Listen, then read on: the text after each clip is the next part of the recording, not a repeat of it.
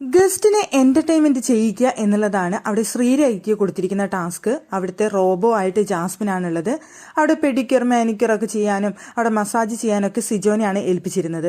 സിജോയുടെ അടുത്ത് വന്നിരുന്ന് സാബു പറയുന്നുണ്ട്, എനിക്ക് പെഡിക്യൂർ ചെയ്യണം, അത് കഴിഞ്ഞിട്ട് സിജോയ്ക്ക് കുമ്പിട്ട് ചെയ്യാൻ പറ്റില്ല എന്ന് പറഞ്ഞപ്പോൾ എങ്കിൽ അത് വേണ്ട, എനിക്ക് മസാജ്, ഹെഡ് മസാജും ബോഡി മസാജും ഒക്കെ ചെയ്തു തരാൻ പറഞ്ഞ് നിൽക്കുന്ന സമയത്ത് അവിടെ നിന്നുകൊണ്ട് എന്നെ എന്റർടൈൻമെന്റ് ചെയ്യിക്കൂ, കൂടെ ആ റോബോയും കൂടി വിളിച്ചോളൂ എന്ന് പറഞ്ഞുകൊണ്ട് അവിടെ പറയുന്നുണ്ടായിരുന്നു. അവിടെ ശ്രീരേഖയുടെ അടുത്ത് പറഞ്ഞു, ഞാൻ പറയുന്നത് വരെ പാടുകയും വേണം, ഡാൻസ് ചെയ്യുകയും വേണം, ഞാൻ പറയുന്നത് വരെ നിർത്തരുത് എന്ന് പറഞ്ഞുകൊണ്ടാണ് പറഞ്ഞത്. അതിന് കൂട്ടിന് വേണ്ടിയിട്ട് റോബോനെയും കൂടി വിളിച്ചോളാൻ പറഞ്ഞു. അതിന് ജാസ്മിനും ശ്രീരേഖയും തമ്മിലുള്ള പാട്ടും ഡാൻസാണ് അവിടെ നമുക്ക് കാണാനായിട്ട് കഴിഞ്ഞത്.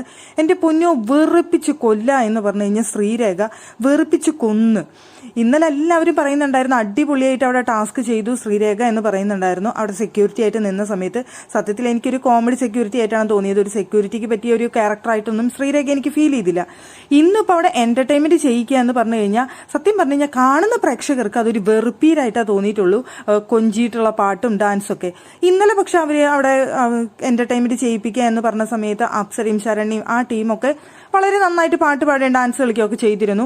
അവർ ഇത്തിരി കുറച്ച് ഓവറായിട്ട് അവിടെ ഗസ്റ്റിന്റെ അടുത്തേക്ക് കൂടുതലായിട്ട് ചെല്ലാനായിട്ട് നോക്കി എന്നല്ലാതെ ഇങ്ങനെ വെറുപ്പീരായിട്ട് തോന്നിയിട്ടുണ്ടായിരുന്നില്ല.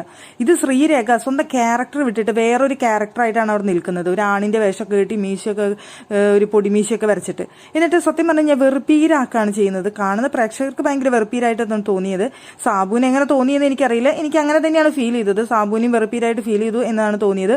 പക്ഷെ ജാസ്മിൻ നോർമലായിട്ട് അവിടെ നിന്ന് കളിക്കുകയും പാടുകയും ചെയ്തിരുന്നു. പക്ഷെ കൂടെ കളിക്കുന്ന ശ്രീരേഖ, എന്റെ പൊന്നു, ഒരു രക്ഷയില്ല. ഇങ്ങനെ വെറുപ്പിക്കാന്ന് പറഞ്ഞു കഴിഞ്ഞാൽ മനുഷ്യന്മാരെ.